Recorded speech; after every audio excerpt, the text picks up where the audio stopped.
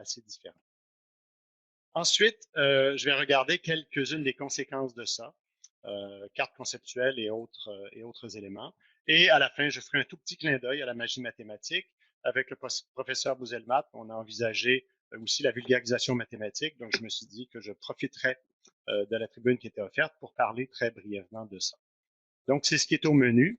Je dirais en terminant que bien sûr, je parle comme formateur de futurs enseignants, mais je prends les mêmes approches, modulées légèrement différemment, avec les mathématiciens. Donc, ce dont je vais parler, j'ai délibérément choisi cela aujourd'hui, je vais vraiment me centrer sur des éléments qui, d'après moi, sont aussi des choses très importantes pour les gens qui sont étudiants de premier cycle universitaire dans nos différents contextes.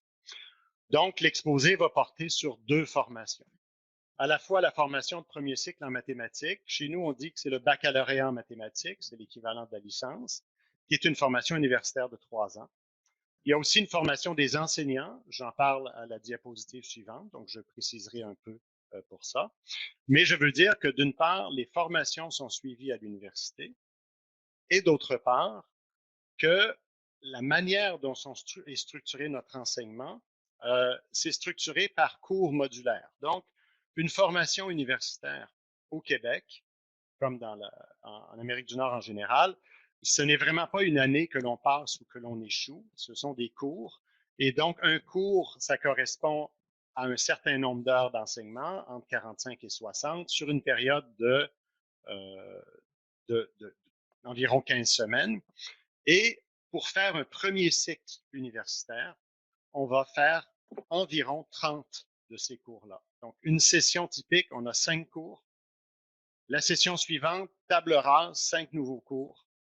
Et on peut réussir 3 ou 4 cours, on échoue un cours, on ne reprend que ce cours-là. Et donc, il faut réussir chacun des cours individuellement. Et on fait comme ça. Donc, lorsque je parle d'un cours, je parle de quelque chose qui a une durée de vie d'environ 14 ou 15 semaines et où je vais être en contact avec les étudiants 3 ou 4 heures par semaine. C'est le contexte dans lequel on travaille. Parfois, les étudiants qui étudient en mathématiques sont avec les étudiants qui étudient pour devenir enseignants au lycée. Parfois, ce sont des cours différents. Donc, ça dépend un peu du niveau d'études et des types de cours.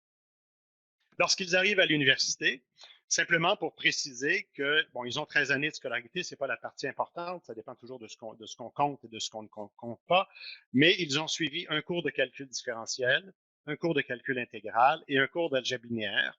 Mais on ne parle pas d'espaces vectoriels généraux ici, on parle d'algèbre linéaire à la nord-américaine, Rn au maximum, donc simplement sur les réels. Donc vraiment le calcul avec les matrices calcul de base. Et il faut comprendre que ces cours-là, même si les enseignants vont parfois insister pour faire certaines preuves, en réalité, les preuves ne seront jamais, pour ainsi dire, sujettes à évaluation.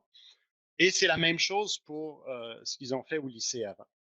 Donc, dans un contexte nord-américain, les étudiants, lorsqu'ils arrivent à l'université, sont très peu familiers avec les preuves. Ils en ont vu un peu en géométrie, un peu dans certains cours, mais je dirais que c'est davantage anecdotique. Ça ne forme pas la charpente, le cadre de développement. Lorsqu'ils arrivent à l'université, évidemment, là, c'est l'inverse. Lorsqu'ils rentrent en mathématiques, bien évidemment, les preuves font partie de la structure même de la vaste majorité des cours qu'ils vont suivre. Quelques mots sur la formation à l'enseignement. Alors, pour nous, c'est 4 années intégrées. Donc, on a à la fois mathématiques, pédagogie et didactique et des stages pendant la durée totale des 4 années. Ils ont des cours de mathématiques réguliers, comme je le disais, des cours de mathématiques dédiés, voulant dire où ils sont les seuls dans la classe. Et on parle de groupes de peut-être 25 ou 30 étudiants à ce moment-là. Donc, un contexte dans lequel on peut, et même chose en mathématiques, lorsqu'on parle des cours où on fait beaucoup de résolution de problèmes, ce sont des petits groupes, 20 à 30 étudiants, parfois une quinzaine. Donc, on a beaucoup de latitude. Et l'autre chose que je devrais dire, c'est que le programme universitaire n'est pas déterminé par le gouvernement. Ce n'est pas quelque chose d'étatique. Au sein de chaque université, on va décider des cours que l'on prend. Il n'y en a aucun qui est imposé par un curriculum national. Évidemment, il y a une grande convergence. On a tendance à faire les mêmes cours de base, que ce soit en algèbre, que ce soit en analyse, etc., sur un contexte canadien. Donc, les choses se ressemblent beaucoup, mais ce n'est pas imposé. Et donc, ça permet de développer des cours, de créer des cours, d'avoir des modalités d'évaluation qui sont différentes. Et tout ça fait partie du contexte dans lequel ce dont je vais parler est effectué. Alors, lorsque je parle de contexte, je dois dire que pour moi, toute activité pédagogique s'inscrit dans un contexte humain et une grande partie de ce que je choisis de faire en cours va être basée sur ma vision de l'éducation, ma vision des mathématiques et de mes étudiants. Et donc, je le dis particulièrement dans un contexte où il y a une grande liberté académique qui permet de faire des choses assez différemment d'un cours à l'autre. Je dirais que c'est particulièrement vrai pour la résolution de problèmes. Pourquoi? Parce que si on regarde, par exemple, un cours d'analyse, un premier cours d'analyse à l'université ou premier cours d'algèbre, le point de départ et le point d'arrivée sont très précis parce qu'il y a un autre cours par la suite où on doit vraiment avoir vu les résultats et on doit poursuivre. Mais lorsqu'on arrive dans un cours où on a eu la chance d'avoir quelque chose qui s'appelle résolution de problèmes, ben, il n'y a pas un cours qui suit où on doit avoir absolument être arrivé à tel ou tel endroit. Ce sont des cours où on peut davantage explorer, davantage avoir de flexibilité. Donc, je dirais que ce n'est pas pour me mettre à l'avant-scène, mais c'est une conviction profonde. Je pense que nos convictions, en tant que professeurs, mais en tant qu'être humain, nos convictions sont fondamentales lorsque vient le temps d'enseigner. À quoi est-ce qu'on croit? Comment est-ce qu'on voit les mathématiques? Comment est-ce qu'on voit nos étudiants? Qu'est-ce qu'on pense qu'ils peuvent développer? Et c'est tout ça qui amène un cours à aller au-delà du cursus et à être quelque chose qui peut être un peu différent. Et je pense que vous soyez doctorant, professeur d'expérience, je vais dire des choses aujourd'hui avec lesquelles vous ne serez sans doute pas d'accord.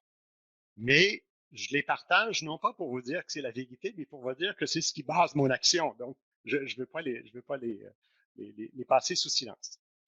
Donc, j'ai aussi à me poser des questions et qui est de savoir mes étudiants auxquels je vais enseigner, qui sont-ils, quelles sont leurs caractéristiques, qu'est-ce qu'ils ont besoin de développer au-delà de la connaissance mathématique. La connaissance mathématique, je sais qu'ils n'ont pas vu un certain nombre de choses, évidemment, mais j'ai à me positionner par rapport à ça aussi. Donc, je dirais d'emblée que les étudiantes et les étudiants, lorsqu'ils arrivent à l'université, ils ont choisi de faire un cours en mathématiques où ils ont choisi de devenir, d'avoir une carrière, de devenir enseignant de mathématiques, je devrais dire, au lycée. Ils sont généralement confiants en leur capacité en mathématiques, mais en ces mathématiques qui sont un ensemble de méthodes, de résultats et d'algorithmes. Ce sont, j'exagère sans doute en disant ça, mais disons que ce sont davantage ils vont voir davantage les mathématiques comme une technique, comme quelque chose que l'on maîtrise, dans lequel on est bon, que l'on fait sans faute, sans faille. Vous me donnez un problème, je sais comment le faire, j'y vais et je le fais et j'arrive au bout et c'est impeccable, parfait. Lorsqu'ils arrivent en mathématiques à l'université, ils sont vraiment déstabilisés dans la première année parce qu'on doit prouver les choses, parce qu'on insiste beaucoup. Et ils ont une expérience très limitée de la résolution de problèmes. Résolution de problèmes au sens où je l'entends et dont je vais parler un peu plus loin. Mais ils ont été davantage, je dirais que le mot-clé, c'est presque les algorithmes, les méthodes de calcul. C'est vraiment ça les maths pour eux. Évidemment, il y a des exceptions. Il y a des gens qui ont fait de la résolution de problèmes, qui ont fait des concours. Il y a toujours des étudiants qui ont poussé plus loin. Et donc, il y en a dans chaque cohorte qui sont ailleurs. Mais en général, c'est vraiment comme ça que je les perçois. Maintenant, moi, je suis face à eux. Donc, pour moi, ben, les mathématiques, ce ne se résume pas à un ensemble d'algorithmes et de méthodes. C'est profondément humain, c'est profondément culturel. Ça, profondément humain dans le sens où notre émotivité aussi en fait partie, notre manière de voir le monde, ce à quoi on attache de l'importance. Je dirais que pour moi, les essais-erreurs sont inhérents à la démarche mathématique, mais là, je vais prendre quand même, dire quelques phrases de plus là-dessus. Ici, je ne parle pas des erreurs que l'on fait lorsque l'on apprend une méthode et que la première fois où on applique la méthode, on fait une erreur, on se trompe. Donc, je continue. Et donc, je parle des essais et erreurs qui se présentent lorsque l'on essaie de comprendre quelque chose. Et à la base, les maths, c'est ça. On essaie de comprendre quelque chose. Ça peut être un phénomène physique, ça peut être quelque chose de technique, ça peut être quelque chose de mathématique. Il peut y avoir une question qui se pose en maths, elle est très mathématique, mais la démarche mathématique, souvent, c'est d'essayer d'y aller. Et pour moi, les essais et erreurs sont inhérents à la démarche de la même manière, d'une manière semblable à celle d'un bébé qui apprend à marcher. C'est pas normal qu'il tombe parce qu'il n'est pas bon encore. C'est que tomber fait partie d'apprendre, ça fait partie de comprendre. On ressent l'équilibre, on sent les points de tension, on voit ce qui peut fonctionner en voyant ce qui fonctionne pas. Donc, pour moi, cet aspect-là de laisser de la place aux essais et aux erreurs, ça fait vraiment partie de la démarche mathématique. Et c'est quelque chose qui est présenté de manière très réductrice, je dirais, où on va dire, oui, c'est normal, tu as fait une erreur, refais-le une autre fois, ça va aller mieux. Non, c'est beaucoup plus profond que ça. C'est vraiment, vraiment crucial. Et donc, je leur donne plein de possibilités de faire plein d'erreurs en leur présentant des problèmes qu'ils n'ont jamais vus et qu'ils ne savent pas par quel bout prendre. Je dirais qu'il y a une tension entre le produit final et le processus. Il y a une tension qui est normale. Lorsqu'on développe une théorie, on veut utiliser la technique, on veut le théorème, on veut vraiment le produit final. Mais le processus pour y arriver, que ce soit la preuve, la manière de comprendre, est aussi très important. Et cette tension-là, il faut la négocier comme enseignant. Parce qu'évidemment, il faut que le produit final soit maîtrisé. Et quelle importance on attache au processus, à ce qu'on est en train de faire, à l'introduction d'une notation, à tout ça. On espère souvent que les gens vont apprendre à faire des maths par symbiose. Ils vont être dans un milieu où les gens font des maths et ils vont apprendre par contact. Je sais que plusieurs d'entre nous avons appris comme ça. Euh, si vous êtes en train de faire un doctorat en mathématiques, si vous êtes professeur de mathématiques, évidemment, vous n'êtes pas l'étudiant typique. Vous êtes l'étudiant qui a très, très bien réussi dans le contexte. Et donc, oui, vous, comme moi, dans une certaine mesure, on a appris en étant dans le milieu, en se posant les questions. Mais je pense que l'attention pour l'enseignant, on doit être bien conscient que nos étudiants ne sont pas tous comme ça. Et donc, je résumerai en disant que maîtriser l'utilisation des faits mathématiques, c'est important pour continuer à progresser, mais ce n'est pas le but ultime, enfin, ce n'est pas l'unique but, et ça doit donc faire partie, pour moi, d'un processus complet. Et là, je dirais quelque chose de peut-être un peu plus controversé. Le langage mathématique, y compris le symbolisme, je dirais que pour les étudiants auxquels j'enseigne, sa maîtrise est utile, elle est parfois nécessaire, et qu'elle est souvent une source majeure de difficulté pour les étudiants. Ce que je veux dire par là, c'est que dans mon expérience, le langage mathématique que l'on utilise avec plusieurs étudiants est davantage un obstacle qu'un outil pendant une grande partie de leur scolarité. Et que l'on prend pour acquis probablement trop rapidement qu'il y a une maîtrise du langage mathématique dans le sens où les gens comprennent ce qu'ils sont en train d'écrire. Et j'ai été frappé, je me souviens, j'ai eu quelques étudiants français en échange à l'Université Laval, un cours de maîtrise que je donnais d'analyse fonctionnelle. Et un premier examen, j'étais frappé du niveau de langage mathématique qui était utilisé par deux étudiants français qui était vraiment beaucoup plus rigoureux, beaucoup plus précis que celui des étudiants québécois que j'avais. Mais malheureusement, c'était pas des étudiants très forts, mais ce qu'ils disaient, ça n'avait ni queue ni tête. Mais c'était dans un langage parfait.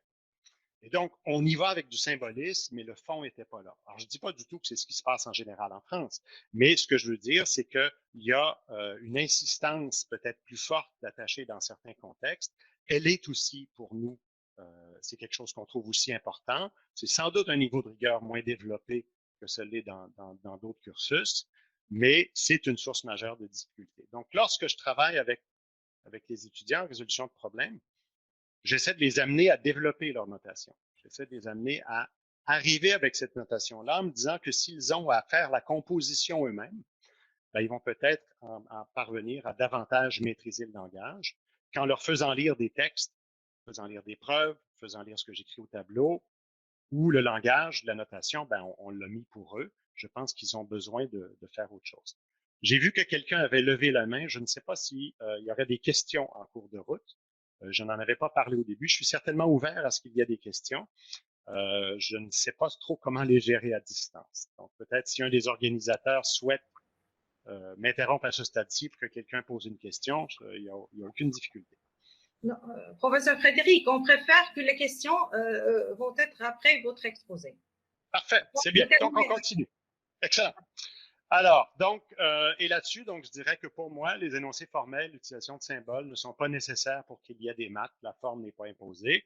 Et dans ce sens-là, je dirais que c'est important. Oui, évidemment, il faut former les étudiants à l'utilisation correcte, mais j'entends parfois des collègues dire si c'est pas bien écrit, c'est pas des maths. Pour moi, non. Les maths existaient avant le symbolisme qu'on utilise aujourd'hui. Les raisonnements mathématiques corrects pouvaient. Évidemment, si on maîtrise pas le langage, on peut pas progresser très loin, mais quand même, c'est présent. Maintenant, si je me dirige vers les cours, donc dans les cours de formation des enseignants, on va travailler afin de leur permettre de faire des maths en s'y engageant entièrement. Ça ne se limite pas aux activités de résolution de problèmes, mais ça va être davantage vrai. Et ça va être vrai aussi en résolution de problèmes avec tous les étudiants de premier cycle en mathématiques. Ne vous inquiétez pas trop, éventuellement, il y aura des problèmes de maths dans ma présentation, mais quand même. Qu'est-ce que je veux dire par s'y engager entièrement? Ben, je veux dire d'avoir le désir personnel de réussir ce qui est entrepris. Puis quand je dis personnel, je veux dire personnel, où à un moment donné, on a vraiment, vraiment envie de résoudre ce problème-là. On y pense le soir, on y pense la fin de semaine, on a l'idée au milieu de la nuit, on est vraiment dans le problème. On est engagé émotivement, on est frustré quand ça fonctionne pas, on est heureux quand ça réussit.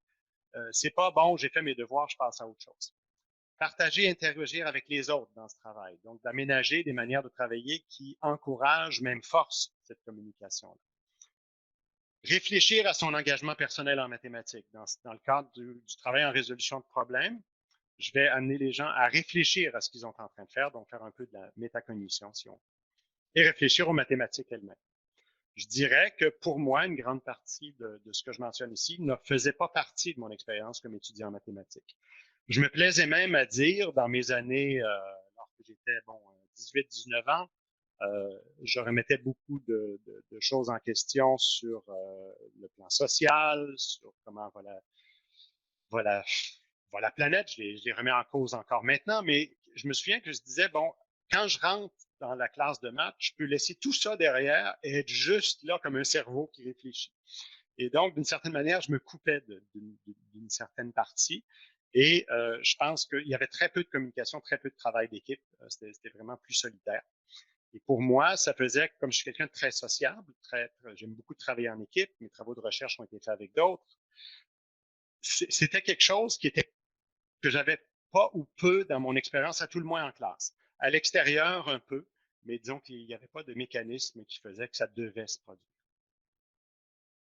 Faire des maths, faire des maths par opposition peut-être à apprendre des mathématiques déjà construites, ça inclut de comprendre ou essayer de comprendre les processus, les objets, d'extraire des caractéristiques, de les définir, d'arriver avec des définitions par soi, pas seulement les définitions, mais on a un phénomène, on a ce concept, on introduit quelque chose, on définit, on se positionne par rapport à ça.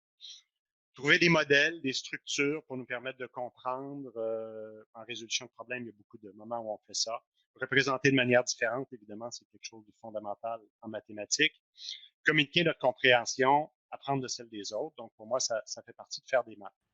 Et si je regarde, non pas ce que j'en pense, mais ce que des mathématiciens qui ont écrit là-dessus en pensent, j'aime bien un article qui a été écrit par Hyman Bass. Hyman Bass a été président de la Commission internationale sur l'enseignement mathématique. Donc, il a été président pendant 4 ans. Il a été membre de Bourbaki. Donc, quelqu'un dont on ne peut pas dire qu'il n'a pas été à la fois très investi du côté enseignement, mais certainement un chercheur de très haut niveau et un Américain, mais membre de Bourbaki. Il a écrit un article qui s'intitule A Vignette on Doing of Mathematics. Je ne sais pas, peut-être une vignette, mais sur ce que ça veut dire de faire des mathématiques pour un mathématicien. Et bon, c'est une traduction libre et je trouve que ça permet de bien camper beaucoup d'éléments de ce qu'on fait quand on fait des maths.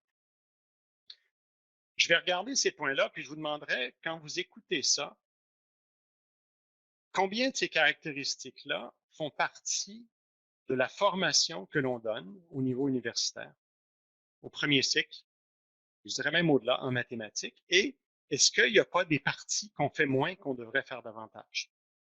Nous, les mathématiciens, nous questionnons, explorons, représentons, éventuellement de plusieurs façons, cherchons la structure, ce qui peut conduire à des conjectures ou à des nouvelles questions, consultons si nous sommes bloqués, les autres, la littérature, le web, établissons des liens avec d'autres domaines par le biais de nos recherches, réflexions, analogies, cherchons des preuves pour prouver ou réfuter nos conjectures, souvent en divisant la tâche en petits morceaux, par exemple en formulant, en trouvant des conjectures connexes qu'on espère plus accessibles, en montrant que la conjecture principale peut être déduite de celle-ci.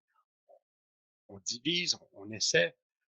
On va parfois être opportuniste en voyant une piste, en nous laissant guider si on a l'impression qu'il y a quelque chose là qui vaut la peine d'être exploré. On va prouver si on réussit en rédigeant un exposé de la preuve. On va utiliser des représentations éclairantes des idées principales pour les articles bien écrits, en respectant les normes de rigueur mathématique, de manière à être accessible à l'expertise mathématique, évidemment, du public visé. Une preuve rédigée pour une revue de recherche n'est pas la même qu'une preuve rédigée pour un manuel scolaire. C'est bien clair. Mais à l'intérieur de ce contexte-là, on va rédiger une preuve, normalement avec l'espoir qu'elle ne soit pas seulement convaincante, mais qu'elle puisse être bien comprise. Comme mathématicien, on va analyser les preuves.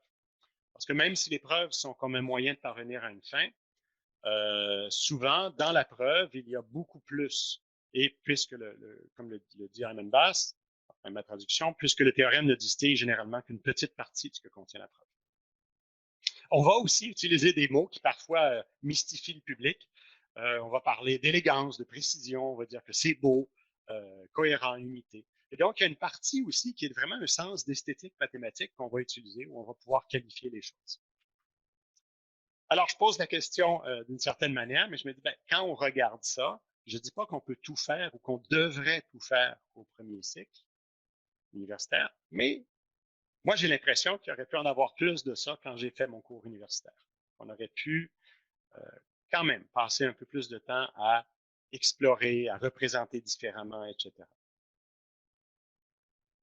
Donc, dans notre classe de mathématiques, quand je dis notre classe, je veux dire, bon, la classe de mathématiques que j'enseigne, mais celle aussi de collègues, Bernard Hodgson notamment, qui a été secrétaire général d'ICMI, qui est un logicien qui a beaucoup travaillé dans ce contexte-là, et d'autres. Donc, comment va se dérouler une classe de mathématiques? Et là, je vais dire une classe où j'ai la liberté de prendre un peu de temps pour faire de ces choses-là. Alors, on va justifier ou prouver des affirmations de différentes manières en fonction des suggestions. Donc, évidemment, pendant la pandémie, c'est plus difficile. Mais pendant une classe normale, très souvent, je vais prendre des pistes de preuve et on va voir ensemble ce qui fonctionne ou encore que ça ne fonctionne pas. Mais je vais rarement dire c'est une mauvaise idée. Je vais dire suivons, essayons de voir. Parfois, c'est juste que la personne n'a pas compris la question. Donc, je ne suis pas des pistes qui ne sont pas plausibles. Et parfois, puis même assez souvent, je termine une preuve et je dis parfait, maintenant, pouvez-vous me trouver les failles dans la preuve? Il y en a quelques-unes. Il y a des endroits où ça ne tient pas la route. Et donc, on va essayer de discuter, de voir où sont. Souvent, c'est qu'on a une preuve qui fait dans la plupart des cas, mais pas dans les cas extrêmes, dans les cas limites. Parfois même, les cas limites vont être exclus de l'énoncé du théorème parce qu'il y a des cas extrêmes où la propriété n'est pas vraie. Et donc, ce que je fais typiquement, c'est que le premier énoncé de théorème n'est pas exact. Il y a un énoncé qui est trop général. Il faut rajouter des hypothèses pour obtenir le résultat qui est vrai. Parfois, les étudiants vont avoir à rédiger la version complète et correcte d'une preuve. Donc, je vais leur dire, on a fait toutes les idées, très bien, je ne rédige pas la preuve, vous la rédigez. Si vous avez des questions, vous me les posez et ce pourra être à l'examen. Donc, vous avez à finir le travail de rédaction. J'essaie aussi de les amener à voir s'ils peuvent eux-mêmes développer leur capacité de juger si une preuve est correcte. C'est davantage dans le cadre de la partie résolution de problèmes, où là, on n'a pas de théorème comme tel à prouver. Et donc, je vais là les pousser au défi. Est-ce que ce que vous invoquez comme une preuve est vraiment une preuve? Est-ce que ça prouve vraiment la chose? Un petit exemple de base. Dans un de mes cours aux futurs enseignants secondaires, je leur demande, là je suis pas tout à fait en résolution de problème, je leur demande ce qu'est le volume. Comment est-ce qu'on peut définir le volume à la base? Et ensuite, simplement à partir de la définition, comment est-ce qu'on peut obtenir, sans calcul intégral, les formules pour le volume d'une pyramide, le volume d'un cône et le volume d'une sphère.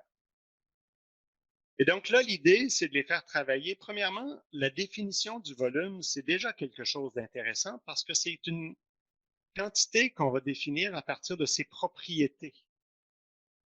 Et évidemment, une définition d'un carré, ça va être à partir de propriétés en un certain sens, mais c'est des propriétés d'une figure que l'on voit. Alors que pour le volume, on va parler d'une fonction, de quelque chose qui attribue une valeur, une mesure de l'espace à certaines régions de R3. Je prends une approche un peu de base parce que c'est pour ceux du lycée. Mais ensuite, on va vouloir qu'elle soit invariante par isométrie, etc. On va pouvoir que lorsqu'on a le volume de deux objets disjoints, le volume des deux, c'est la somme des deux. Donc, c'est vraiment les propriétés qui nous amènent à pouvoir définir les choses. Et on va, là, comme souvent en mathématiques, commencer par trouver des choses pour les cubes à côté entier. Ensuite, on va aller au rectangle ou au rationnel. Finalement, on va devoir aller aux dimensions réelles. Donc, il y a là tout le passage de n au rationnel au réel. Et ensuite, pour les pyramides, on va aller vers des dilatations, des homothéties, le volume d'un cône par passage à la limite aussi, le volume d'une sphère de plusieurs preuves. Donc, c'est très riche comme exemple de démarche mathématique. Et mon expérience, c'est que les gens ne savent pas du tout, même l'air d'un cercle. Si vous dites à quelqu'un, pouvez-vous me démontrer ce qu'est l'air d'un cercle, les gens vont le faire en calcul intégral. Oui, mais pas en calcul intégral, juste comment les gens ont fait pour trouver, comment est-ce qu'on peut établir la formule Pierre carré. Il y a des très jolies preuves visuelles, mais elles sont relativement peu connues, mon expérience. Alors, on se dirige maintenant vers la résolution de problème, qui était quand même le titre de l'exposé, donc il faut que j'y arrive un jour. Alors, résolution de problème. Premièrement, la résolution de problème dans un contexte nord-américain, c'est souvent associé au concours mathématique. Alors, dans les concours mathématiques, la résolution de problème, c'est quoi? Les problèmes ne souffrent d'aucune ambiguïté. Question précise. Elles sont fermées dans le sens de prouver ceci, déterminer cela, etc. Ce pas des questions ouvertes, non pas dans le sens mathématique du terme, ce ne sont pas des questions ouvertes où on va poser une question générale à propos de quelque chose, j'en parlerai tantôt. Chaque problème doit pouvoir être résolu en un temps très limité. Si on est dans un contexte de concours, la plupart des questions pourraient être résolues en 5 à 10 minutes. Évidemment, ce sera souvent plus long parce que avoir la bonne idée est difficile, mais il y a souvent une solution courte et élégante. Donc, on est vraiment dans une niche très particulière où la vitesse est cruciale. C'est vraiment la vitesse. C'est pas la profondeur de réflexion, c'est pas la complexité. Il faut penser aux choses rapidement et y arriver. Donc, il y a une efficacité. On n'est pas dans la réflexion sur le processus de résolution. Pour nous, je dirais, c'est autre chose. Donc, pour nous, encore là, pour les cours que l'on donne à la fois aux futurs enseignants et aux gens au baccalauréat en mathématiques, à la licence, il ne s'agit pas avant tout de devenir des experts en problèmes fermés. Il suffit aussi de comprendre la complexité de ce qu'est la résolution de problèmes et de contribuer à une compréhension plus riche de ce que c'est que faire des maths. Donc, si vous pensez à la description que j'ai faite plus tôt, basée sur Raymond Bass, de ce que c'est que faire des maths, il y a de l'exploration, il y a des essais et erreurs, mais il y a aussi de la durée. Ce n'est pas quelque chose, faire des maths, qui se fait en 10 minutes. Ah oui, je vais faire des maths, j'ai fait des maths, 10 minutes après, j'ai terminé. Non, c'est plus complexe que ça. Ça peut requérir d'aller apprendre, d'aller lire, d'aller consulter, d'aller voir. Donc, c'est vraiment plus vaste. Et pour les futurs enseignants, c'est aussi leur permettre d'aider leurs élèves à s'engager dans des activités de résolution de problèmes. Donc, davantage comprendre des choses comme, bon, comment est-ce qu'on démarre? Quelles sont des bonnes stratégies? Qu'est-ce qu'on peut faire? On explore des exemples, on fait de l'exemplification. Quel type? Systématique, astucieuse, on va vérifier des cas limites. Donc, réfléchir à toutes ces stratégies-là.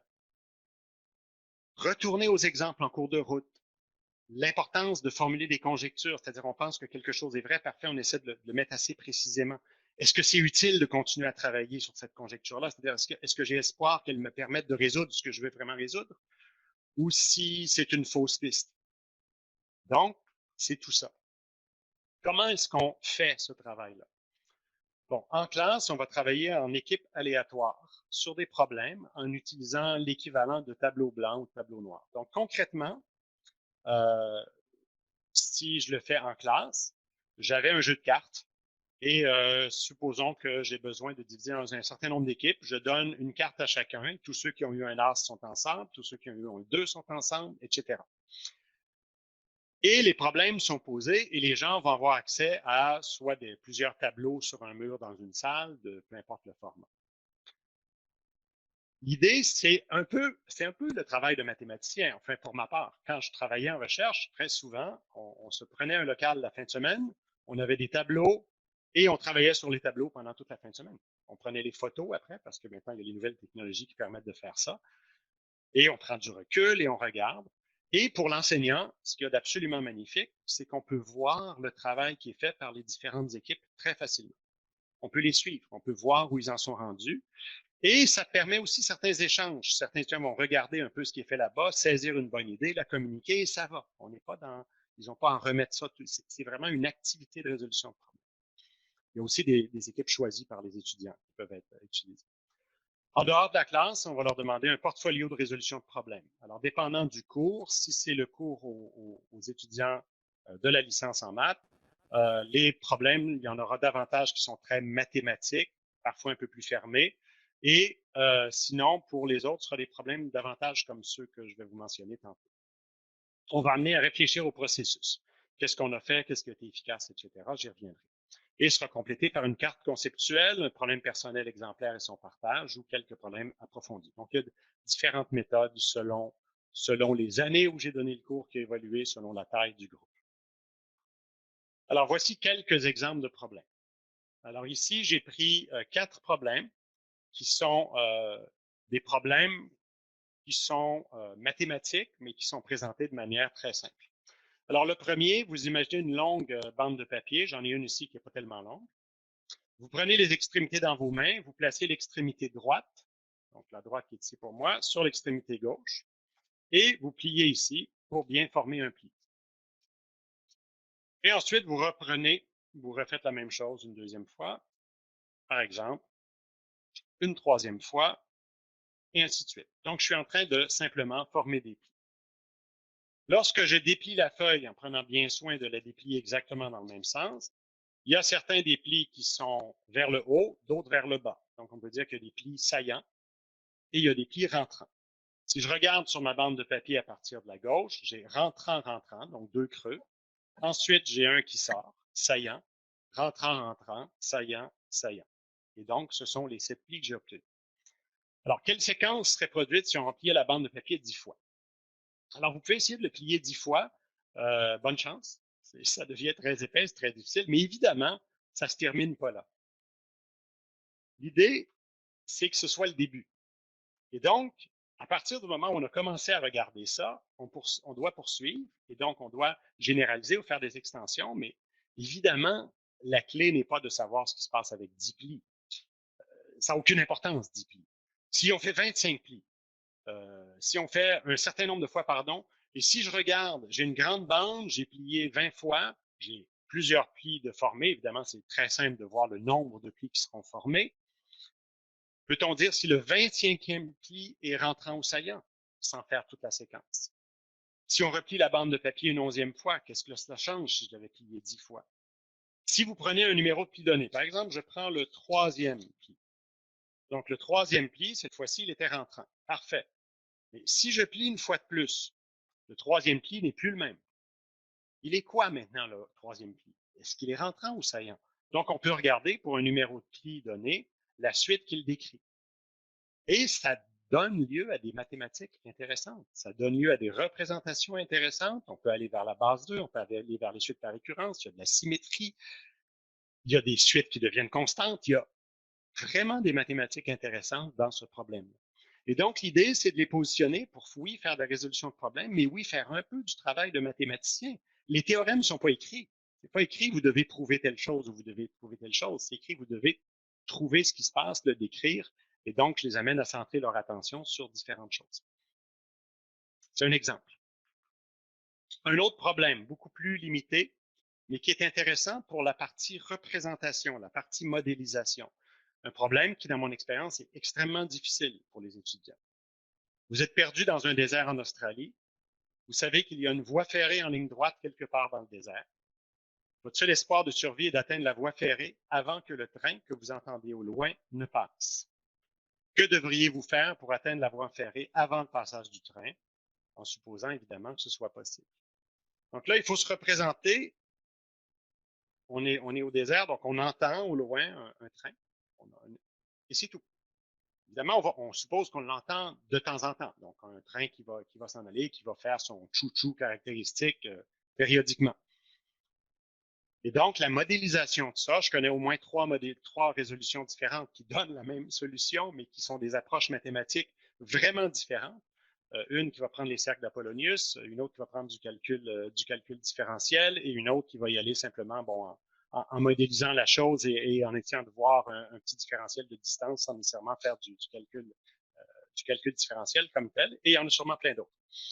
Mais c'est un problème qui encore là est riche. Toute la partie modélisation, la partie émettre des hypothèses. Et je pourrais vous lancer le défi de le faire, un défi amical, évidemment. Je ne veux pas vraiment vous lancer le défi, mais oui, c'est un problème qui est vraiment intéressant. Et qui amène à dire, est-ce que j'ai vraiment le droit de dire ça? Est-ce que j'ai le droit de dire ça? Est-ce que je peux faire ça? Donc, qui amène à discuter pour dire qu'est-ce qui est une modélisation raisonnable des contraintes du problème. Un autre, plus simple, plus défini. Lorsque vous modifiez un nombre en déplaçant son chiffre de droite, les unités, pour le placer à la première position à gauche, vous doublez la valeur du nombre. Donc, par exemple, si je commençais avec le nombre 34 746 et que je déplaçais le 6 pour l'amener au début du nombre, j'aurais obtenu le nombre 63 474. Donc, évidemment, on voit bien que 63 474 n'est pas le double de 34 746. Donc, 34 746 n'est pas le nombre cherché. Trouvez un nombre qui possède cette propriété-là. Et là, comme vous n'êtes pas dans mon cours, je vous en dis un peu plus. En réalité, il y a une infinité de nombres naturels qui possèdent cette propriété-là. On peut en générer toute une gamme. On peut en générer par périodicité en reproduisant des choses. On peut l'aborder de manière très algorithmique sur comment fonctionne lorsque l'on double un nombre. On peut l'aborder avec la théorie des nombres. La théorie des nombres, on peut l'aborder deux fois, au moins de manière différente. Une qui est en prenant le problème de manière assez statique. L'autre, c'est en reproduisant le nombre plusieurs fois pour en faire un nombre à virgule et regarder ce que le nombre rationnel en question aurait comme propriété. Et ça nous amène à des idées qui sont proches d'idées de prolongement lorsqu'on va prolonger quelque chose pour des phénomènes qui sont soit doublement périodiques, droite-gauche, soit périodiques seulement d'un côté, donc théorie des semi-groupes. Donc, c'est vraiment des problèmes qui, même s'ils sont de base, amènent à faire des incursions dans des domaines mathématiques qui peuvent être vraiment intéressants. Un autre problème anglo-saxon comme celui d'Australie, le roi Arthur a une fille et veut qu'elle épouse un de ses chevaliers. Il choisira le chevalier en leur demandant de s'asseoir à la table ronde. Et ce que le roi fait, c'est que par la suite, il va éliminer une personne sur deux en se promenant autour de la table.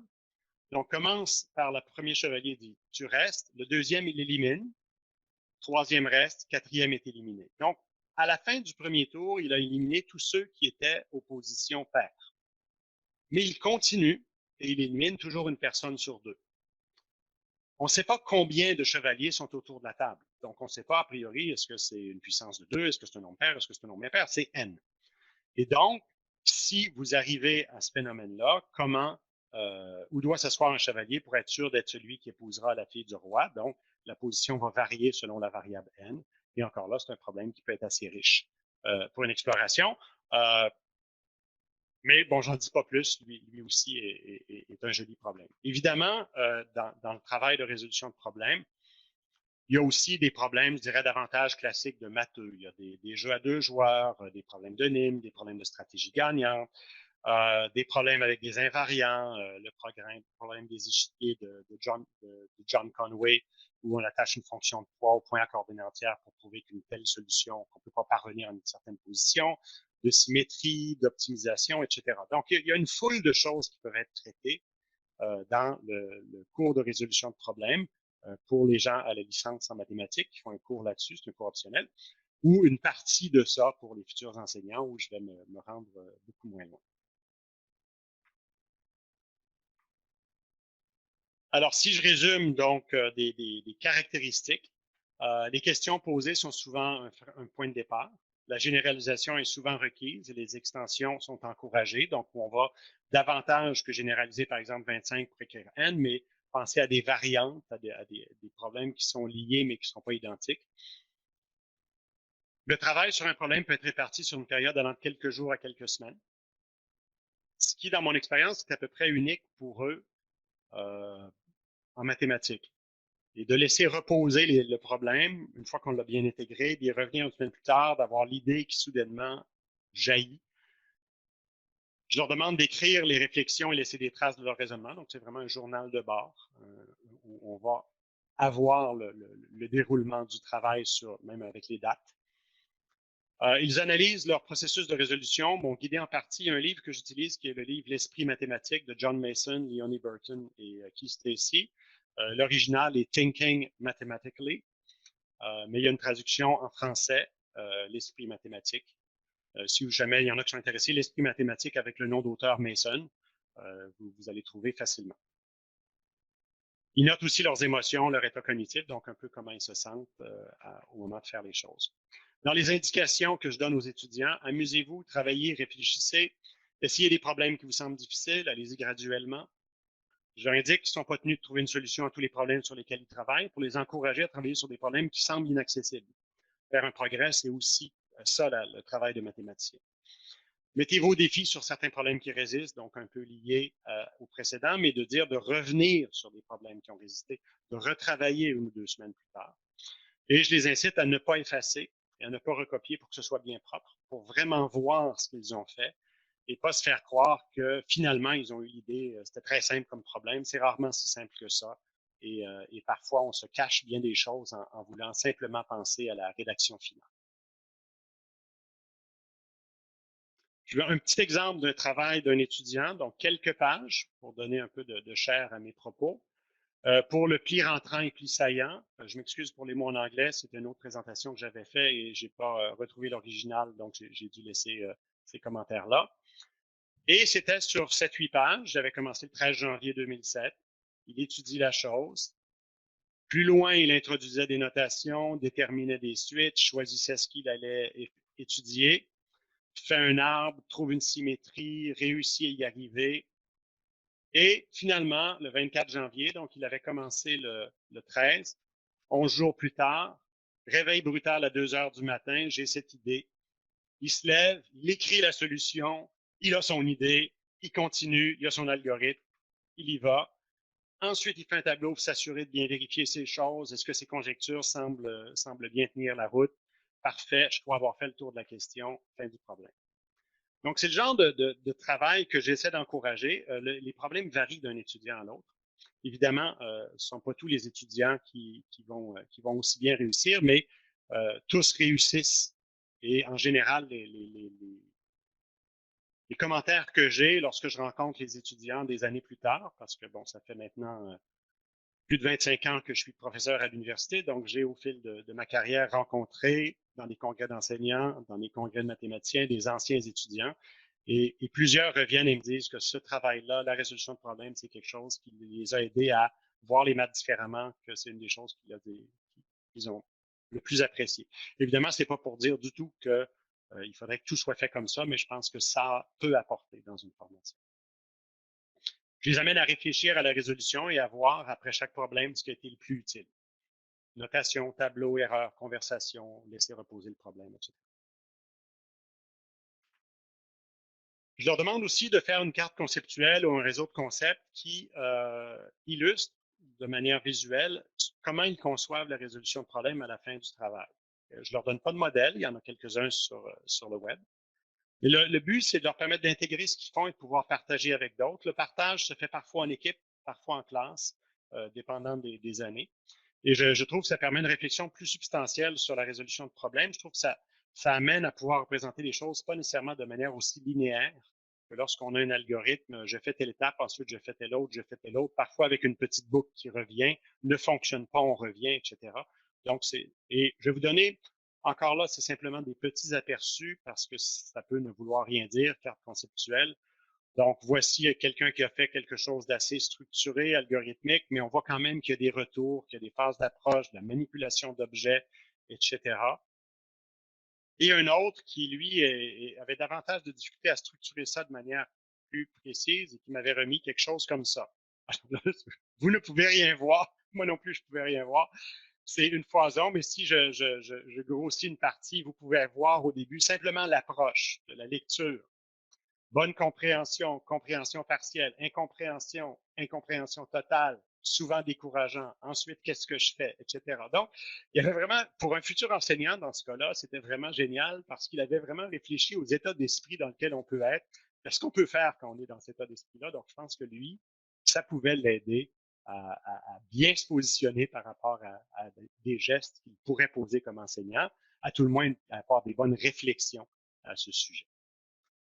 J'ai évidemment, je vous rassure, pour toutes les choses que je vous ai montrées, j'ai demandé aux étudiants des autorisations officielles de pouvoir montrer du travail qu'ils m'avaient remis avec leur nom.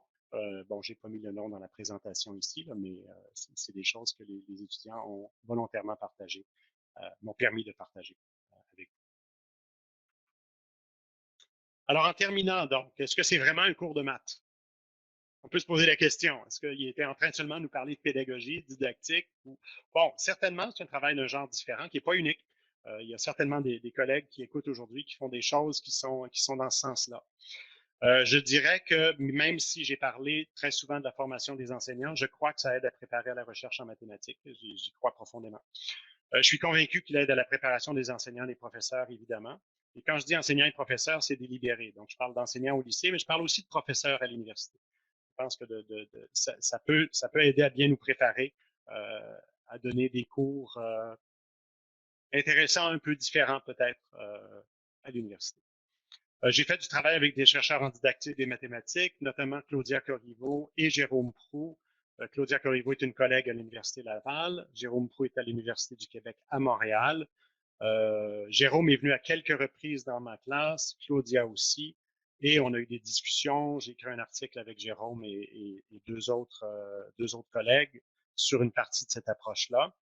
Et le travail est basé sur de nombreuses conversations et échanges avec des collègues en didactique et en mathématiques. Et là, je parle surtout d'un groupe, le groupe canadien d'études en didactique des mathématiques, mais aussi d'espace mathématiques francophones, qui permet de mettre en présence à la fois des mathématiciens et des didacticiens, et qui, pour moi, ont été, bon, ces rencontres-là, surtout le groupe canadien, parce que j'y suis allé plus fréquemment, et qui a été fondamental dans l'évolution de mes réflexions par rapport à tout ce que je fais en termes d'enseignement en mathématiques dans mes cours. J'ai parlé seulement de résolution de problèmes, mais ça a un impact sur la manière dont j'aborde les choses de manière beaucoup, beaucoup plus globale. En terminant, je me permets un petit clin d'œil. Il y a un site qui s'appelle La magie des maths.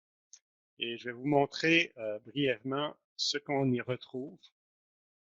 C'est un site qui est en français et en anglais qu'on a développé, qui est disponible à tous, tout est gratuit. Et vous avez différents types d'activités qui sont présentées, des énigmes, des activités, des défis, et entre autres, une section de magie mathématique où on peut y aller par sujet, par cycle. Et lorsqu'on regarde un tour, ben, il y a une description du tour, il y a une vidéo qui peut être présentée aux jeunes en classe directement.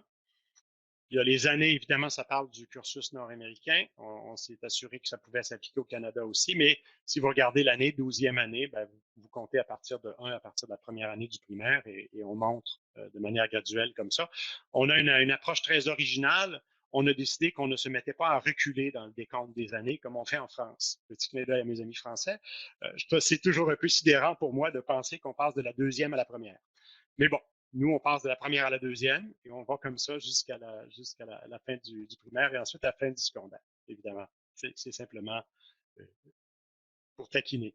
Et si on regarde pour les enseignants, ben, il y a pour aider à planifier, il y a des fiches qui sont disponibles.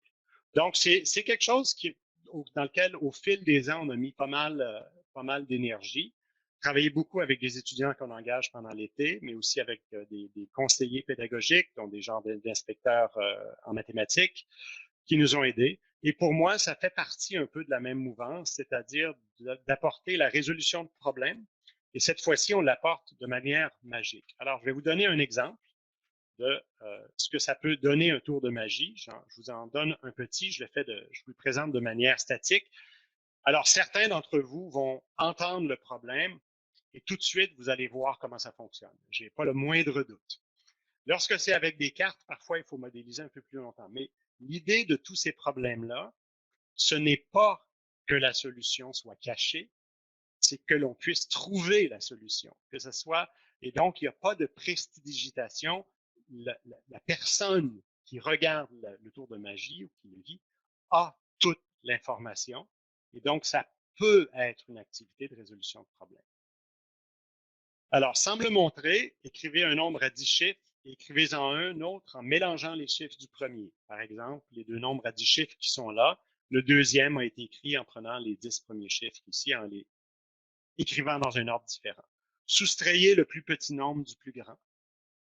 Ensuite, choisissez un des chiffres de la réponse que vous avez obtenu, mais pas un zéro, et dites-moi uniquement les autres chiffres dans l'ordre de votre choix. Par exemple, si vous aviez fait cette opération-là, que vous aviez sous les yeux 4, 3, 7, 0, 3, 1, 0, 0, 9, 0, et que vous décidiez de ne pas dire le 7, ben vous pourriez dire 1, 3, 3, 9, 4, 0, 0, 0, 0, 0.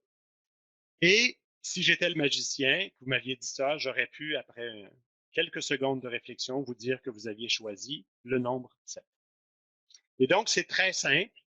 C'est une pirouette sur quelque chose de très simple, mais c'est formidable ce que ça amène comme réaction. C'est absolument formidable. Je le fais en spectacle de magie mathématique. Je vous explique. Donc, on fait des spectacles de magie où on va faire des tours comme ça. Et celui-là, je le fais de la manière suivante. Je modifie le tour. Je demande à un jeune de prendre son téléphone cellulaire comme une calculatrice, qu'ils peuvent tous faire. Et je leur dis de se promener dans la salle et de demander à une dizaine de personnes de donner un chiffre entre 2 et 9. Et lui fait la multiplication de tous ces chiffres-là qu'il se fait donner. Donc, le premier lui dit 2, l'autre 7, 3, 4. Et il fait le produit, donc il a un grand nombre à son écran. S'il n'a pas au moins 8 ou 9 chiffres, je lui dis de continuer à demander des nombres. Donc, moi, je n'ai absolument aucune information sur les nombres qui ont été dits par les spectateurs. Ensuite, je lui dis de faire la même chose. Je lui dis, prends le nombre que tu as à ton écran, écris tous les chiffres, sauf un, et je me suis arrangé pour qu'il y ait un tableau ou quelque chose à l'avant. Donc, il va écrire tous les chiffres. Et là, je vais me tourner vers les gens, je vais dire très bien. Et là, je lui demande de montrer le chiffre qu'il n'a pas dit aux autres, sans me le montrer à moi. Donc, il l'écrit en gros, il montre à tout le monde, par exemple, que c'est le 7 qu'il n'a pas écrit. Il s'assure que je ne le vois pas, et moi, je peux dire que c'est le 7 qui n'avait pas été écrit. Simplement, je résiste à la tentation de vous dire le clou mathématique. Je vous laisse vous amuser à trouver ça. Donc, petit clin d'œil sur des activités de vulgarisation mathématique dont on aura peut-être l'occasion de parler dans une autre rencontre. J'espère ne pas avoir été trop long. J'espère que ça a été intéressant pour vous et que j'ai été suffisamment clair. Je vous remercie beaucoup de m'avoir invité à participer à cette rencontre.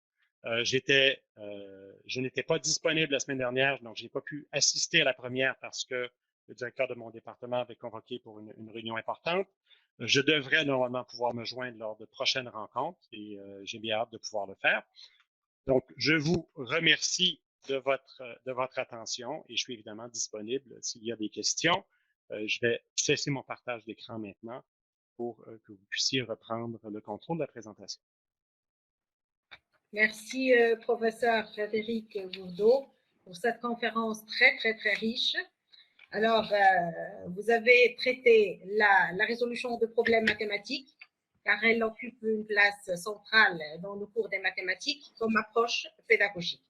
Et bien sûr, ça va aider les étudiants à enrichir leur expérience mathématique. Et bien sûr, à leur préparer à l'enseignement ou bien à la recherche scientifique. Donc, je vous remercie beaucoup. Aussi, je renouvelle mes remerciements à tous les participants à ces discussions en mathématiques franco-marocaines.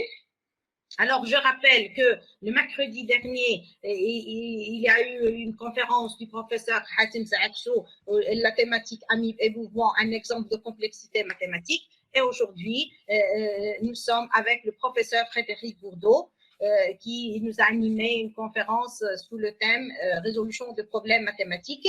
Et les discussions en mathématiques franco-marocaines sont en coordination avec le laboratoire analyse, géométrie et application de l'Université Sorbonne. Spécialement, je vous coordonne avec mon cher collègue et ami, le professeur Benoît Rito. Donc, maintenant, je vais passer la parole à mon collègue Benoît, s'il a quelque chose à dire, et on passe bien sûr à l'assistance s'ils ont des questions.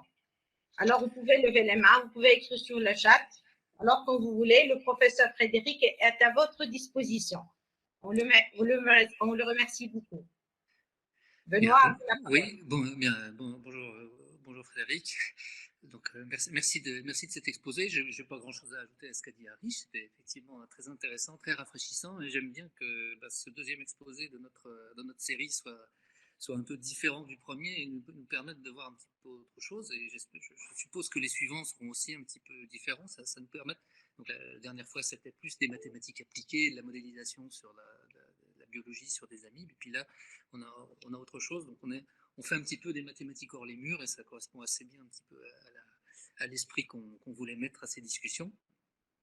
Et alors, j'ai envie de poser une question. Moi, c'est un petit peu intéressé parce que c'est des sujets qui m'intéressent en tant que chercheur, parce que je fais aussi un petit peu de didactique à mes heures.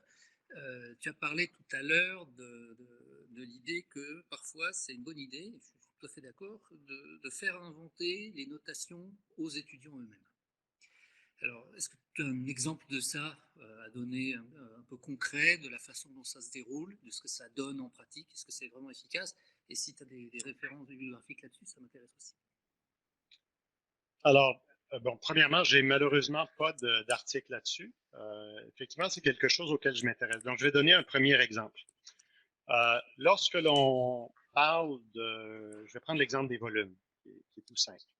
Si on a à dire, par exemple, qu'on a réussi à prouver, à démontrer que le volume d'une pyramide est le tiers de l'aire de la base fois la hauteur. Parfait. Comment est-ce que maintenant on passe de là pour aller vers un cône? Imaginons un simple cône avec un cercle comme base, mais ça pourrait évidemment être une autre courbe comme base. Les étudiants ont argumenté, évidemment, ils sont capables de faire en disant, supposons qu'on remplit le cône de pyramide et puis qu'on s'approche, à ce moment-là, on voit que l'air va être encore le tiers.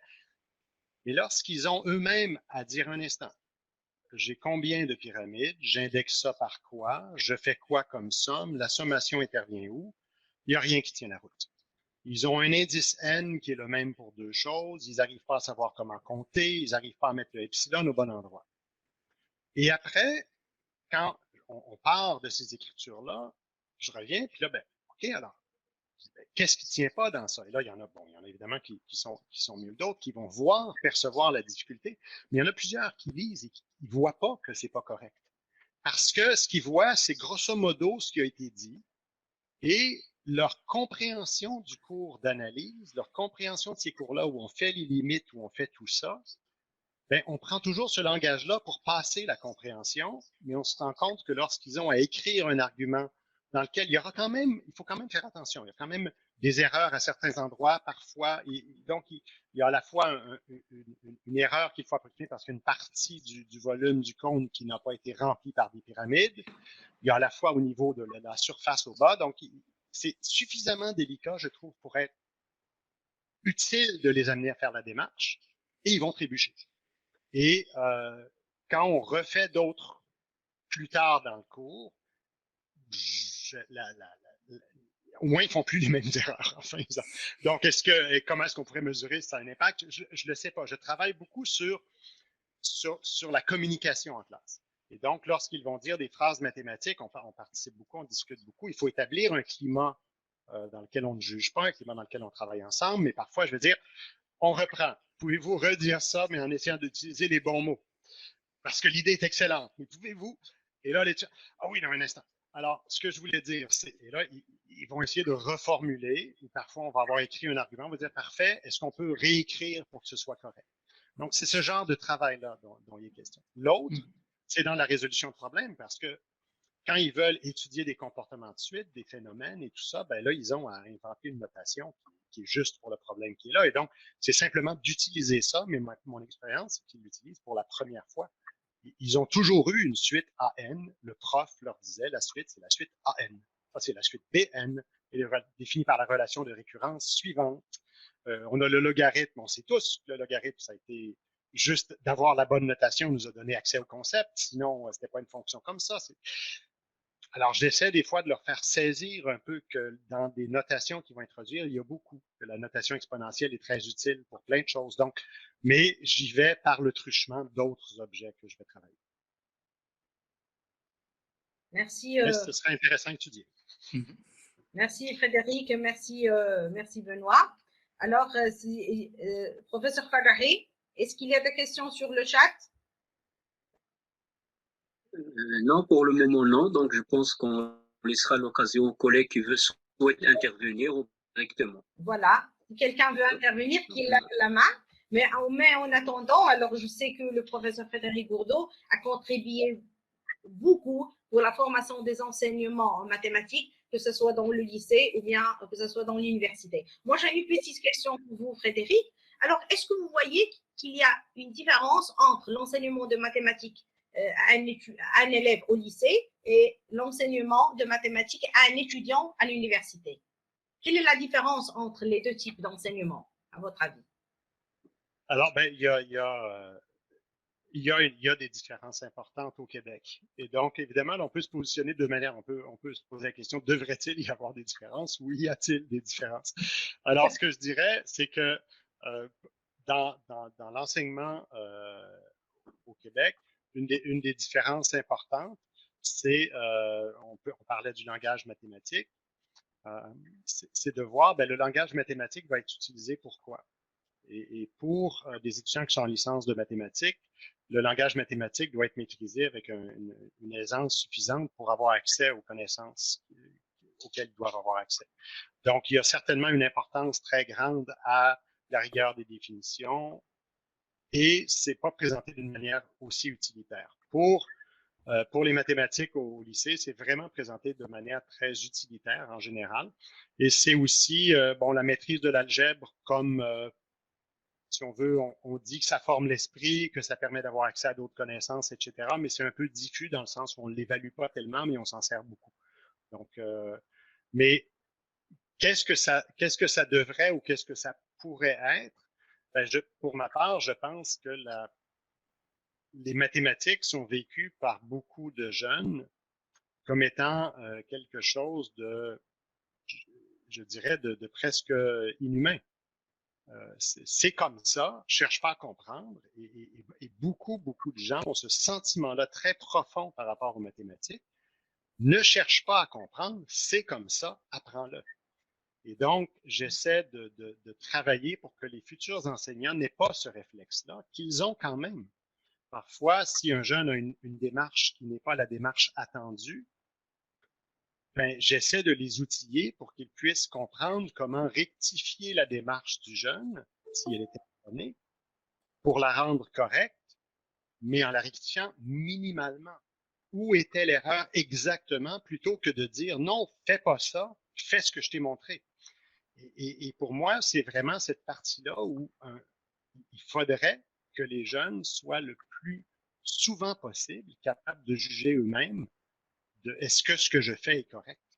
Et je pense qu'un bon nombre sont capables de voir que ce qu'ils font n'est pas correct, sont capables de voir que ce qu'ils font est correct, mais C'est ça. Et donc, cette espèce d'arbitraire-là de ce qu'on attend, c'est pour ça un peu que la partie doit-il y avoir du symbolisme pour y avoir des mathématiques, je sais qu'elle peut être un peu controversée, mais pour moi, la pensée mathématique, l'activité mathématique devrait être perçue aussi au secondaire comme étant légitime.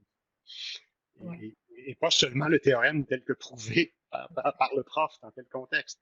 Et tout ça, ce sont des maths. Et donc, je répète, cette tension entre le processus, le faire des maths et le produit fini, présentement, ben, je pense que dans beaucoup de cursus secondaires, elle n'existe pas, cette tension-là. Ce n'est que le produit fini. Et elle devrait être présente. On doit se préoccuper du produit fini, mais on doit vraiment se préoccuper du reste. En ce sens-là, est-ce que ça devrait être si différent à l'université?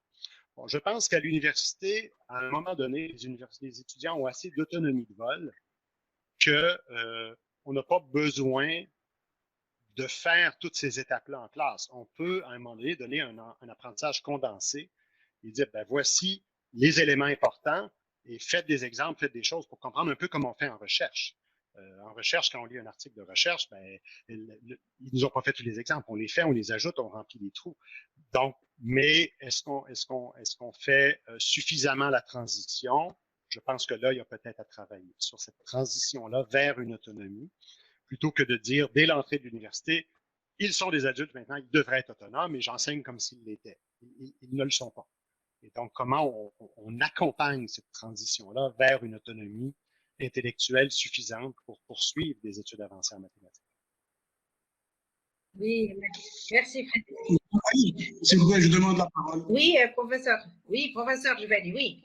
C'est le chef de département de mathématiques à la faculté des sciences de Tétouan. À vous la parole. Je remercie les organisateurs pour cette série de séminaires. Aujourd'hui, on assiste à la deuxième conférence de Frédéric Gourdeau. Il a exposé l'utilité des mathématiques, comment enseigner les mathématiques, comment s'adapter pour pouvoir résoudre un problème mathématique. Le titre, me semble, pourrait être extrapolé à d'autres disciplines. On peut dire résolution des problèmes, par exemple, physiques, biologiques ou d'autres thèmes. Ça, c'est une parenthèse. Pour moi, il y a deux aspects. Il y a l'aspect pédagogique, il y a l'aspect recherche. Ma question est la suivante: pour construire un module mathématique à l'université, est-ce intéressant de partager ce module en trois parties? Le 1/3, c'est le cours, le 1/3, c'est le TD, et le 1/3, soit le TP ou bien le stage. Est-ce que cette décomposition vous paraît logique? Ça fait longtemps que les étudiants à l'université passeront l'oral. Malheureusement, à l'heure actuelle, il n'y a plus d'oral à l'université. Il n'y a plus d'oral à l'université. Il y a l'oral ou bien le col dans les classes préparatoires, mais l'oral à l'université est absent. C'est une très bonne chose de quitter, de laisser l'oral, de ne pas faire l'oral aux étudiants, ou bien de réfléchir pour une autre formule? Pour instaurer l'oral à l'université, c'est très important pour nos étudiants. Ça, c'est le volet pédagogique. Et vous avez dit que, à la fin, que la recherche, ceci encourage la recherche mathématique.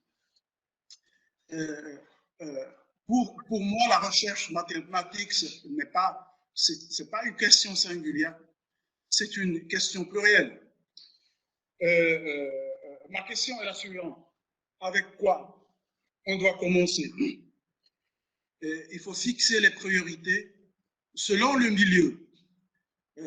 Selon le milieu, on fixe les priorités des mathématiques, parce que pour moi, les mathématiques sont au service des autres. Des services des autres.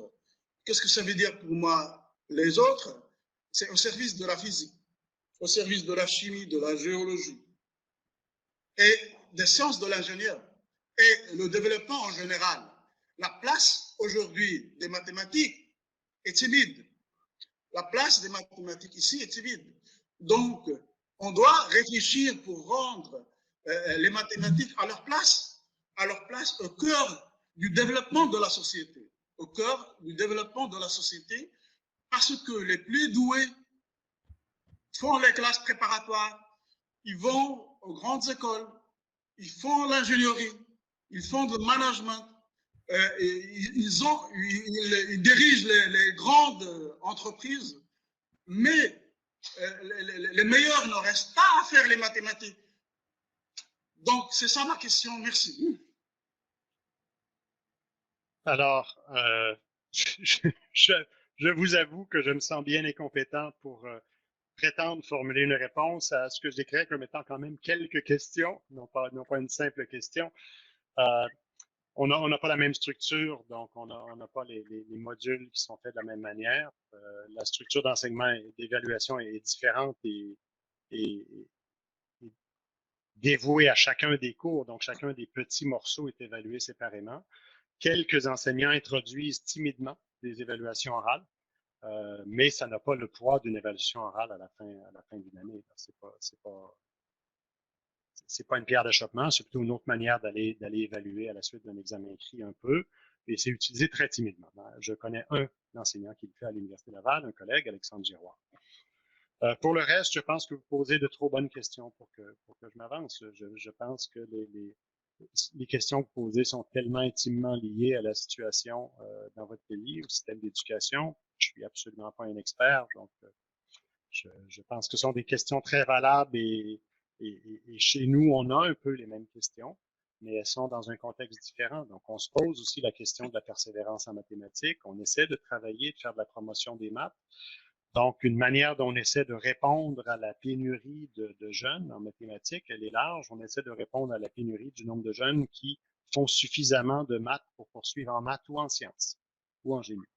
Et donc, on va essayer d'augmenter le nombre de jeunes qui vont prendre les cours de mathématiques plus avancés à la fin du lycée. On appelle le cégep chez nous. Je le dis simplement pour ceux qui connaissent le système. Et donc, on essaie d'augmenter ces nombres-là parce qu'il y a une pénurie. Intelligence artificielle ramasse une grande partie des finissants.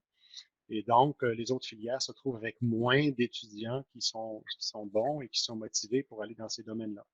Alors, la communauté mathématique essaie de faire des activités pour démontrer que les maths, c'est un domaine créatif, c'est un domaine stimulant, c'est un domaine dans lequel les choses bougent. Comme vous le dites, c'est un domaine dans lequel on fait des maths qui sont utiles à autre chose. Vous avez mentionné physique, ingénierie, biologie, etc. Donc, ça va se décliner chez nous avec, par exemple, la pandémie a eu ça de positif, que les modèles mathématiques qui sont utilisés en épidémiologie, ben maintenant tout le monde est au courant. Avant, personne n'était au courant que les maths pouvaient être utiles en santé publique. Mais il y a beaucoup d'autres domaines où les maths sont fondamentales et on n'est pas vraiment au courant. Donc, je pense que des activités de promotion peuvent aider les filières mathématiques. Mais je n'irai pas m'aventurer à présumer de ce que cela pourrait vouloir dire pour le Maroc. Je collabore avec des gens que Benoît Vito et d'autres connaissent certainement en France qui travaillent sur certaines activités comme ça. Puis on essaie de vulgariser. Benoît a présidé un groupe de travail ou co-présidé un groupe de travail à Espace mathématique francophone il y a quelques années sur la vulgarisation. Et je l'ai fait quelques années par la suite, mais on n'était pas ensemble. Mais donc, c'est le genre de choses que la communauté mathématique essaie de faire avec des succès que je dirais mitigés. Il y a eu la Journée internationale des mathématiques, qui existe maintenant depuis 2 ans, qui a été déclarée comme telle par l'UNESCO.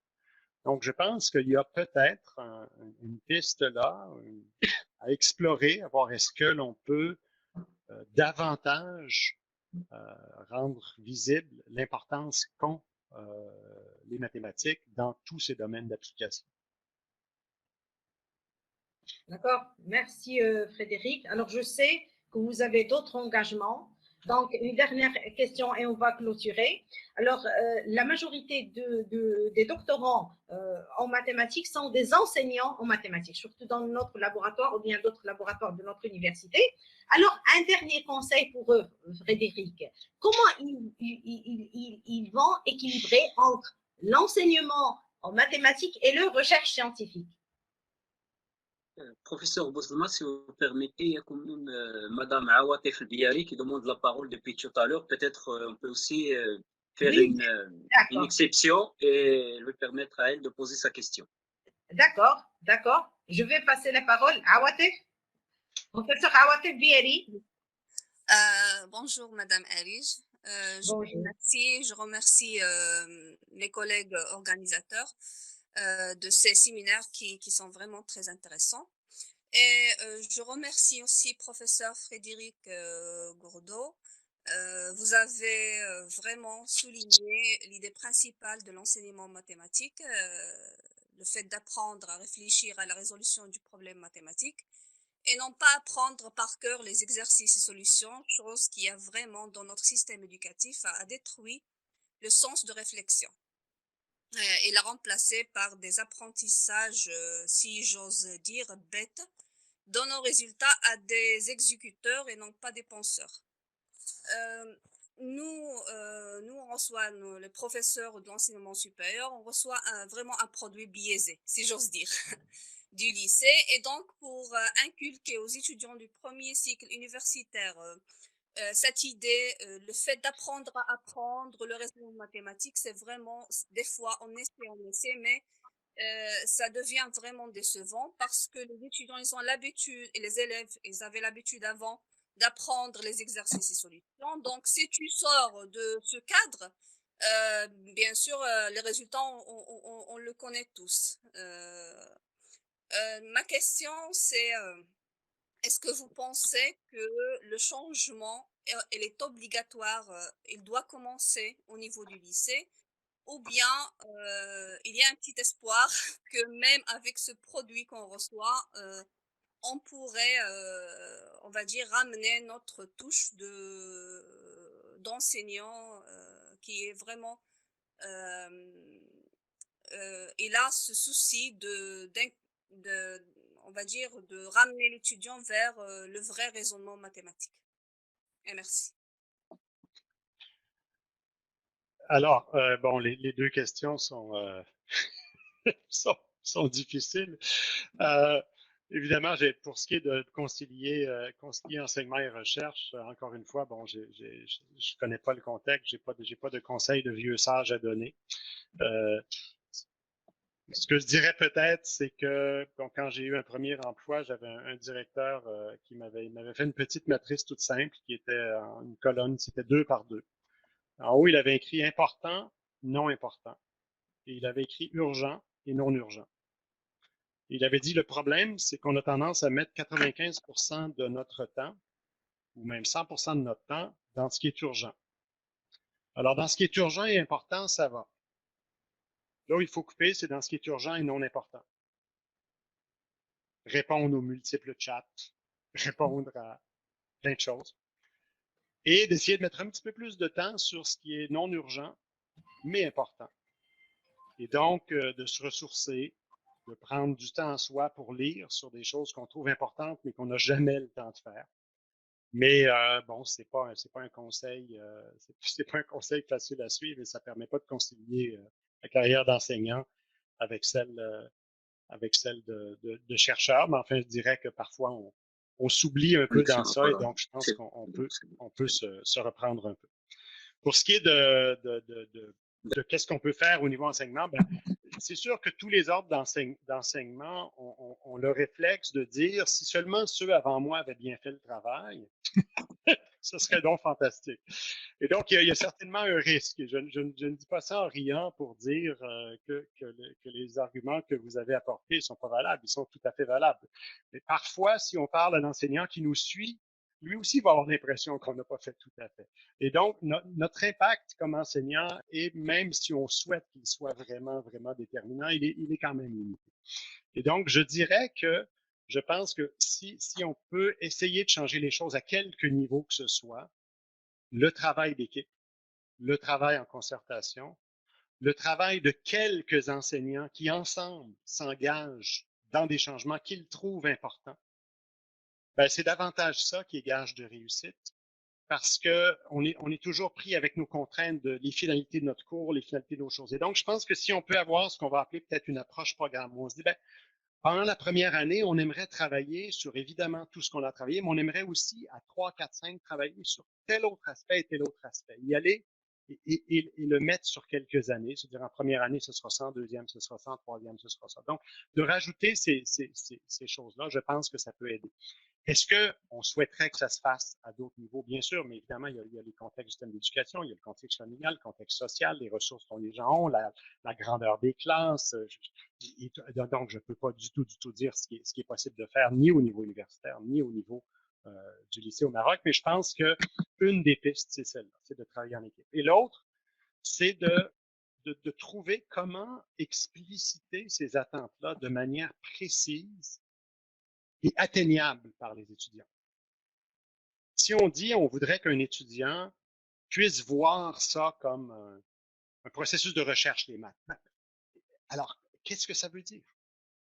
Qu'est-ce qui serait intéressant qu'il fasse?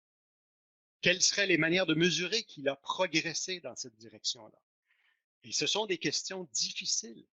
Et là, des collègues en didactique peuvent nous aider, des collègues en maths qui ont fait des choses d'ailleurs peuvent nous aider, mais je pense qu'on a un travail à faire dans les universités. Dans mon contexte, les gens ne travaillent pas beaucoup en équipe. Les gens sont souvent jaloux de la liberté universitaire de pouvoir faire ce qu'ils veulent de leur manière. Et ils vont dire, ben, ça a bien fonctionné pour moi, je ne vois pas pourquoi je changerais pour les autres. Mais si on est quelques-uns, je pense que là, on a espoir de travailler à modifier les choses. Donc, ce serait mon message d'essayer de voir si quelques personnes ensemble peuvent, sur un horizon plus grand qu'un simple cours, travailler, mais en essayant de ne pas en rester aux objectifs nobles, mais d'essayer de voir comment est-ce que ça peut vraiment s'opérationnaliser et viser modestement. Mais c'est ça. Écoutez, c'est une manière peut-être de ne pas répondre à la question, mais enfin, c'est les éléments que je peux apporter. D'accord. La parole maintenant est au professeur Farahi. Merci, professeur Bouzmat. Merci, professeur Boudreau, pour votre conférence. Intéressante et très intéressante. Bon, d'abord, une question posée donc, par M. Ahmed Lige dans le chat. Y a-t-il un rapport entre une strasse et la vitesse de la réponse, ou bien la rapidité de la réponse? Et puis, j'ajouterai, pas une question, c'est un demande d'avis, si je peux dire, donc avis d'expert, par rapport à cette formation d'enseignants, surtout les enseignants de secondaire. Monsieur le professeur Boudreau, est-ce que vous pensez que une formation séparée depuis, donc, on va dire, depuis fin de lycée, début d'université, elle est plus adaptée à ce public d'enseignants, ou bien, comme ça se fait donc généralement, une première, on va dire, la même formation pour tout le monde, une formation de base, licence ou bien baccalauréat mathématiques, puis une formation complémentaire pour devenir enseignant secondaire. Que vous pensez, donc, votre avis d'expert, qu'il est donc, à votre sens, la formation qui risque de nous donner donc les meilleurs intervenants, si j'ose dire. Merci. Est-ce que je vais me permettre, j'ai perdu le son pour la première question. Vous parliez de rapidité ou de vitesse. Quelle était la question? Monsieur Ahmed Blige sur le chat donc a posé cette question. Y a-t-il un rapport entre une stratégie efficace, je suppose une stratégie de résolution de problèmes, et la vitesse ou bien la rapidité de la réponse? Est-ce que si j'ai bien compris la question, est-ce qu'une stratégie donc efficace, c'est la stratégie donc livrée en peu de temps? Oui, je comprends. Alors, donc, je dirais que, bon, il y a une première chose que je veux clarifier. Je pense que d'être rapide ne veut pas dire c'est utile d'être rapide pour faire les choses, mais c'est pas un critère de profondeur mathématique ou de potentiel mathématique qui s'avère toujours correct.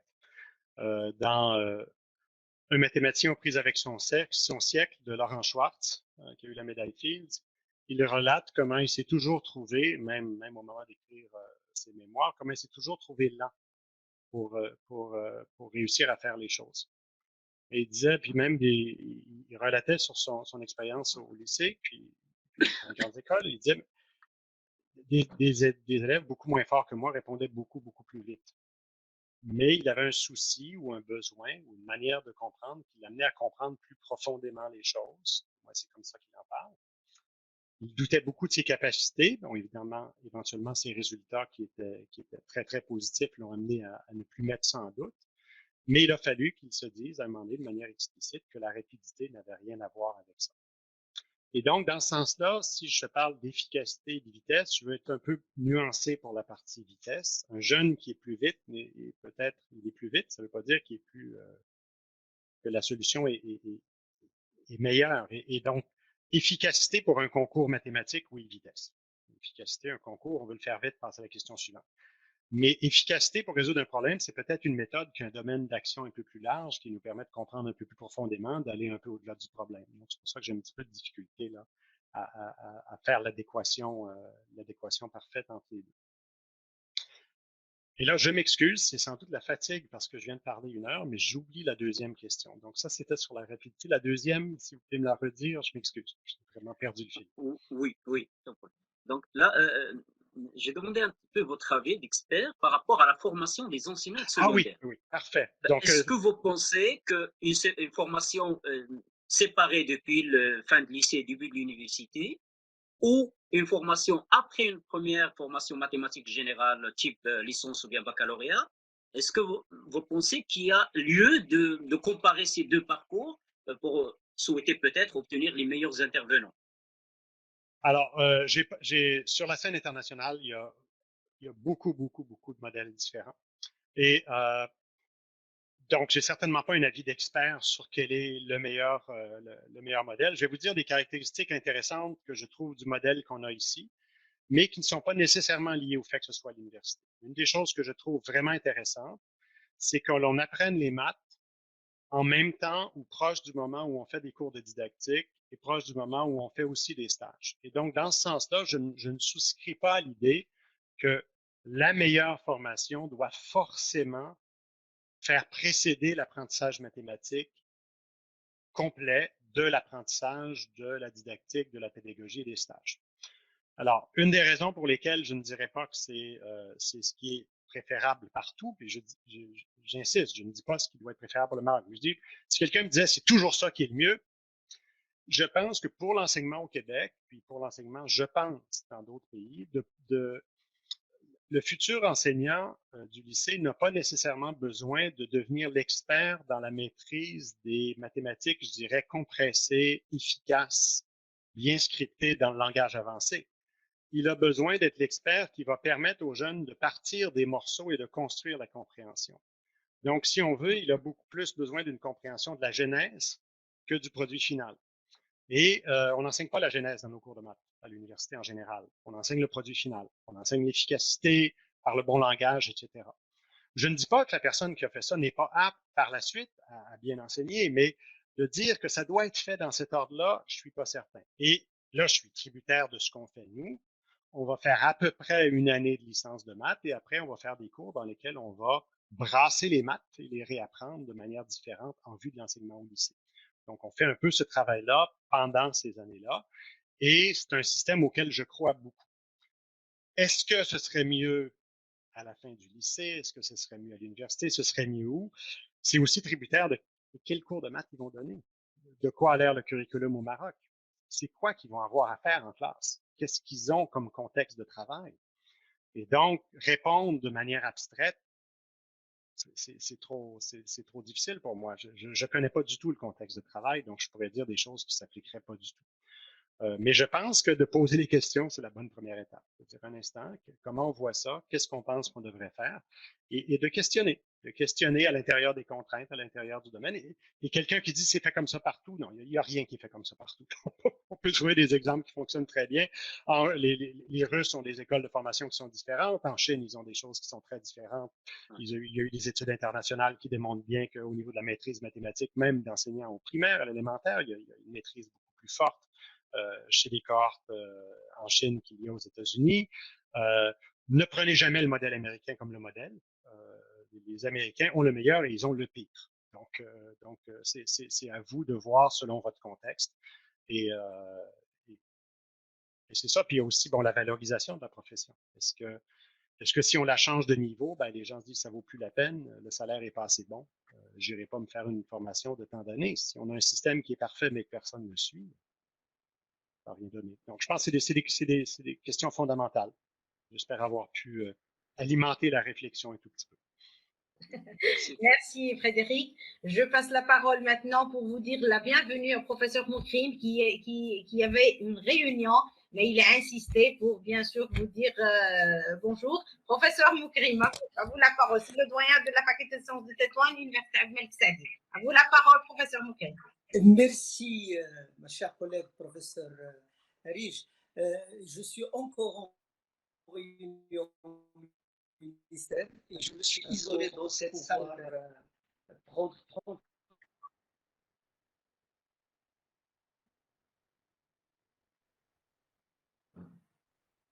Professeur Moukrim. mes remerciements à tous les conférenciers et particulièrement à M. Frédéric Gourdeau. Et, oui, je voudrais remercier M. Gourdeau justement pour cette présentation. Malheureusement, je n'ai pas pu la suivre. La thématique m'a beaucoup intéressé, les mathématiques et la philologie. Ça m'a beaucoup intéressé. J'aurai l'occasion de la regarder. Je souhaite, bien sûr, à tous les participants et je sollicite des collaborations autour de ces conférences, c'est-à-dire que nous souhaiterions que ces conférences aboutissent à des coopérations entre nos équipes de recherche au Maroc et d'autres pays frères. J'ai eu l'occasion en tant que chercheur de collaborer avec des laboratoires et canadiens. C'était des coopérations très intéressantes avec l'Université de Rimouski, l'Université de Laval, l'Université de Montréal, et je souhaiterais qu'il y ait des collaborations avec, bien sûr, des laboratoires, entre nos laboratoires de mathématiques et les laboratoires canadiens et québécois, et également avec nos partenaires historiques, nos amis, les laboratoires français et espagnols. Donc voilà un peu pourquoi j'ai tenu absolument à être parmi vous. C'est par soutien, c'est pour remercier, mais c'est aussi pour solliciter de coopération, et particulièrement avec la faculté de Tétouan. Je vous souhaite une bonne journée. Et merci, Madame le professeur Ali. Je reviens à ma réunion. Merci, merci, monsieur le doyen. Vous êtes toujours présent avec nous physiquement et moralement, même si vous êtes préoccupé. Je vous remercie. Merci. Alors, au revoir, à très bientôt. Merci. Au revoir, merci. Merci de vos bons mots. Merci. Alors, qu'est-ce que je vais vous dire? C'est difficile d'arrêter cette belle visioconférence avec l'exposé du professeur Frédéric Gourdeau. Nous sommes de plus en plus fiers d'être professeurs de mathématiques, et donc je n'ai qu'à le remercier. Et bien sûr, on va le voir prochainement, mais dans une autre thématique, dans un autre contexte. Alors maintenant, je vais vous dire au revoir. Je remercie Frédéric, est-ce que vous voulez dire quelque chose avant de clôturer? Non, simplement que, bon, j'espère que l'échange aura été fructueux. Je demeure honoré d'avoir été invité à discuter, à présenter ces idées-là avec vous. Il me fera plaisir de collaborer à nouveau en espérant que les choses puissent se développer. Et je m'excuse d'avoir indiqué au professeur Bouzelmat que je devais quitter. J'enseigne dans 45 minutes, un cours de 2 heures, donc je dois faire la transition et me finir de... Je suis déjà prêt, évidemment, là, mais quand même prendre une petite pause avant de faire ça. Donc, j'avais indiqué là, que 12h45, heure de Québec, c'était vraiment la limite pour moi.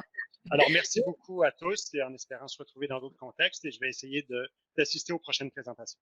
Merci beaucoup, Frédéric. Donc, je remercie le professeur Benoît, je remercie le professeur Farahi, je remercie tous les collègues de notre laboratoire analyse numérique et analyse non linéaire. Je remercie tous les membres du professeur, les membres du laboratoire analyse, géométrie, application d'Université Sorbonne. Je remercie tous les collègues des universités du Maroc, de la France, de Canada, de l'Angleterre, de Tunisie, de Genève. Alors, je vous remercie tous et on se verra la prochaine fois avec la conférence du professeur Olivier Lafitte le mercredi prochain à 16h, GMT plus 1 heure. Alors, au revoir à tous. Au revoir. Au revoir.